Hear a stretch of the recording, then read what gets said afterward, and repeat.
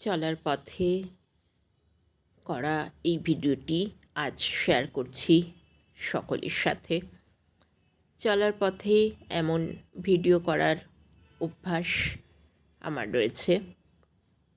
যদিও এটি পাহাড়ি এলাকা, মনোমুগ্ধকর পরিবেশ, ভালো লাগে বেশ।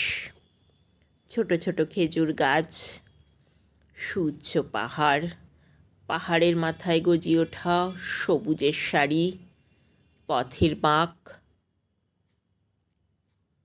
পাথরের আচ্ছাদন। দূরে দেখা যায় একটি টিলা, এগিয়ে আসে সুউচ্চ পাহাড়গুলি, পথের মাগ ঘুরে ফের অন্য এক পথে।